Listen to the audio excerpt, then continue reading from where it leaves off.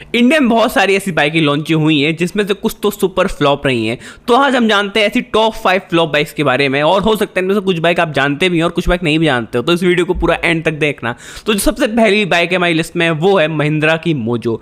महिंद्रा की जो मोजो है 2015 में आई थी, और महिंद्रा का नाम सबको पता था क्योंकि 4 व्हीलर सेगमेंट में इसका कोई मुकाबला नहीं था, क्योंकि इसकी जो जीप थी, स्कॉर्पियो थी, ऐसी बड़ी बड़ी गाड़ियाँ उस टाइम तक आ चुकी थी और वो धूम मचा रही थी मार्केट के अंदर। तो उसी उम्मीद के साथ महिंद्रा 2 व्हीलर सेगमेंट में भी एंट्री मारता है, ये सोच के कि उसका जो भरोसा है उससे लोग बाइक लेंगे। और हुआ भी ऐसा कि बहुत लोगों ने महिंद्रा की बाइक परचेज करी महिंद्रा की जो नाम था उसके वजह से, लेकिन ये ज़्यादा देर सस्टेन नहीं कर पाया क्योंकि जो महिंद्रा मोजो में क्वालिटी इशूज थे वो बहुत ज़्यादा प्रोमिनेंट थे और उनको रिजॉल्व नहीं किया गया, जिसकी वजह से जो कस्टमर का एक्सपीरियंस था वो बहुत ही ख़राब हुआ। और उसके बाद महिंद्रा की जो मोजो की सेल थी वो दिन पर दिन डाउन होती चली गई, जबकि हमको इसके अंदर 294 सीसी का इंजन देखने को मिलता था जो कि हमको 25 bhp की पावर देता था और 25 न्यूटन मीटर का टॉर्क देता था। मतलब इसकी पावर फिगर और इसका इंजन काफ़ी ज़्यादा प्रॉमिसिंग था, और इसकी जो डिज़ाइन थी वो भी बहुत अच्छी थी। मतलब जो उस टाइम की जो बाइक्स आती थी उसमें ये एक स्टैंड आउट करती थी, कुछ अलग बाइक लगती थी। लेकिन इतना कुछ होने के बाद भी सिर्फ ये अपनी सर्विस सेंटर की वजह से और क्वालिटी उसकी वजह से नहीं चल पाई और मार्केट में ये फ्लॉप हो गई, और उसके बाद महिंद्रा ने इसको डिसकंटिन्यू कर दिया। और इस लिस्ट में जो दूसरी बाइक है वो है हीरो की इम्पल्स। हीरो की इम्पल्स 2011 में लॉन्च होती है, लेकिन इसकी गलती ये थी कि टाइम से पहले लॉन्च हो जाती है और मार्केट उसके लिए तैयार नहीं होता, और इसलिए बाइक बहुत ही बड़ी फ्लॉप होती है। जबकि इसके अंदर हमको 149 सीसी का इंजन देखने को मिलता था जो कि हमको 13 bhp की पावर और 13 न्यूटन मीटर का टॉर्क देता था, जो कि पावर सर्विस काफ़ी अच्छे थे और ये बाइक बहुत लाइट वेट थी और ऑफ रोडिंग के लिए वन ऑफ द बेस्ट थी। लेकिन उस टाइम मार्केट में बहुत कम ही लोग थे जो ऑफ रोडिंग करते थे और जो इस बाइक की तरफ रुझान रखते थे, क्योंकि उस टाइम कंप्यूटर बाइक का सेगमेंट एकदम टॉप पे चल रहा था और सबको स्प्लेंडर ही पसंद आती थी। तो इस बाइक को बिल्कुल ही अनदेखा कर दिया गया, और कुछ टाइम बाद हीरो ने इसको रीलॉन्च किया जब मार्केट में उसको समझ में आ गया कि अब एडवेंचर बाइक की जरूरत है। इसको रीलॉन्च करके एक्सपल्स आती है और एक्सपल्स मार्केट में बहुत ज़्यादा धूम मचाती है, क्योंकि उस टाइम तक मार्केट काफ़ी मैच्योर हो गया था, क्योंकि हिमालयन जैसी बाइकों ने आके दिखा दिया था कि हाँ ऑफ रोडिंग क्या चीज़ होती है, और एडवेंचर के जो क्रेज था वो लोगों के अंदर बहुत ज़्यादा बढ़ चुका था। तो उसके बाद एक्सपल्स की जो सेल्स है अब बहुत ज़्यादा बढ़ रही हैं, और हो सकता है कुछ टाइम बाद एक्सपल्स 400 भी आ जाए। अब अपनी थर्ड बाइक पे चलने से पहले अगर मैं बता दूँ, अगर आपको वीडियो अब तक अच्छी लग रही हो तो एक बार लाइक कर देना, और हाँ चैनल को सब्सक्राइब ना किया हो तो उसको सब्सक्राइब जरूर कर देना।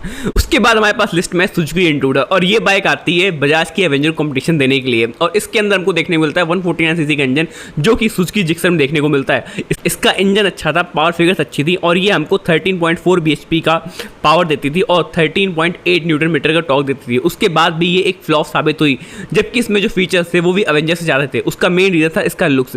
इसका लुक्स बहुत ज़्यादा बल्कि था, लेकिन इसका जो इंजन था वो बहुत ज़्यादा हल्का था, जो कि काफ़ी डिस्प्रपोर्शनेट लगता था और लोगों को वो फील नहीं आती थी, क्योंकि जिसको बड़ी बाइक लेनी होती है वो बड़ी बाइक लेता था और जिसको छोटी लेनी थी वो एवेंजर लेता था। तो ये बाइक कहीं बीच में रह गई, और इसकी जो फाइबर डिज़ाइन थी इसकी वजह से लोगों को काफ़ी कंप्लेंट थी कि कहीं गिर जाएगी तो टूट ना जाए। तो इस वजह से इसको बहुत सारे लोगों ने अवॉइड किया, और इस वजह से की जो सेल्स है वो काफ़ी ज़्यादा डाउन रही हैं। और लिस्ट में हमारे पास जो अगली बाइक है वो है सुजुकी GS150R। ये बाइक 2018 में लॉन्च होती है। इसके अंदर हमको 149 सीसी का इंजन देखने को मिलता है जो कि 13.4 bhp की पावर प्रोड्यूस करता है और 14 न्यूटन मीटर का टॉर्क प्रोड्यूस करता है। और ये पहली सेगमेंट की बाइक थी जिसमें हमको 6 स्पीड गियर देखने को मिलता था।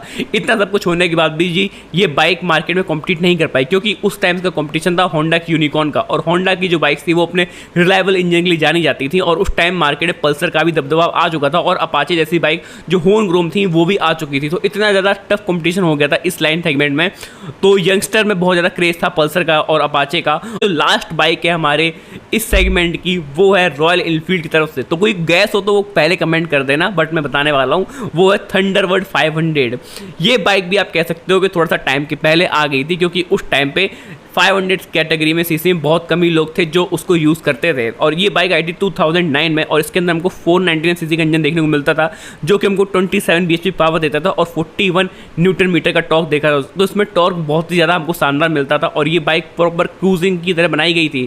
तो और ये जो उनका एक्सपेरिमेंट था वो काफ़ी ज़्यादा अच्छा नहीं गया। उसका रीज़न ये था क्योंकि उस टाइम पे क्रूजिंग के लिए बहुत ज़्यादा लोग जाते नहीं थे, और जिनको बजट इतना ज़्यादा करते थे तो वो जाके हार्ले ही लेते थे।